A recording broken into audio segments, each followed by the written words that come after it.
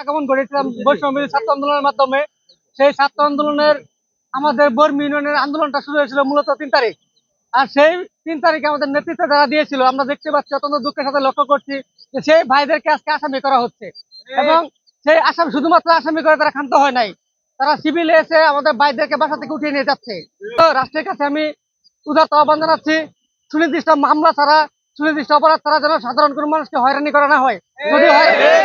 যদি হয়রানি করা না হয়, সেই দায়ভারটা দিন শেষে আমাদের বৈষম্য ছাত্র আন্দোলনের ঘাড়ে পড়ে।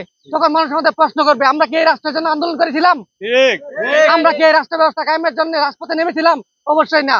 আমরা চাইবো শুধু বর্মি নয়, শুধু গাজীপুর নয়, গোটা বাংলাদেশের প্রত্যেকটা সাধারণ মানুষ যেন কমপক্ষে মামলা মুক্ত থাকে, হয়রানি মুক্ত থাকে। এবং আজকে আপনাদের মাধ্যমে আমাদের সাংবাদিক ভাইদের মাধ্যমে আমরা সারা বাংলাদেশ এবং আমাদের স্বরাষ্ট্র মন্ত্রণালয় এবং আমাদের প্রশাসনের ঊর্ধ্বতন কর্মকর্তা যারা আছে, বিশেষ করে সেনাবাহিনী, সেনাপ্রধান থেকে শুরু করে সকলকে আমরা জানিয়ে দিতে চাই, এই ধরনের মামলা বাণিজ্য এবং যারা এই আহত নিহত ছিল এবং যারা এই আন্দোলনে নেতৃত্ব দিয়েছে তাদের নামে কেন মামলা হবে, এর সুষ্ঠু বিচার এবং সুষ্ঠু তদন্ত আমরা। আমাদের যে খোকন ভাই, তিনি, আমি 32 বছর যাবৎ বর্মিতে আছি এবং খোকন শেখের সাথে ভালো সম্পর্ক, এবং তিনি একজন সহজ সরল হাস্যোজ্জ্বল মানুষ। এরকম মানুষ হয় না বর্মিতে। বর্মিতে যত ভালো মানুষ আছে, তিনি ভালো মানুষের মধ্যে একজন। এবং তিনি ছাত্র আন্দোলন করেছে বর্মিতে, বৈষম্য বিরোধী ছাত্র আন্দোলনে তিনি একজন নেতা ছিল, তাদের সাথে আমরা আন্দোলন করেছি। তো তার বিরুদ্ধে আজকে মিথ্যা মামলা দিয়েছে, এটা উদ্দেশ্য প্রণীত মামলা। এই সমস্ত শিকার আমরা এখন কেন হইতেছি সেই বিষয়ে আজকে কথা বলার জন্য, সেই বিষয়ের জন্য আজকে এখানে সকল জনসাধারণ আপনাদের সম্মুখে হাজির হয়েছি।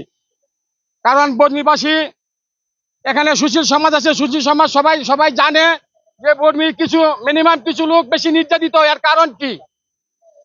যারা অন্যায়ের প্রতিবাদ করতেছে বর্মিতে, তারাই মিনিমাম কিছু ছেলেপেলে বর্মিতে নির্যাতনের শিকার। বিশেষ করে মুসলমানদের ছেলেপেলেরা যারা বর্মি বাজারে অন্যায়ের প্রতিবাদ করে,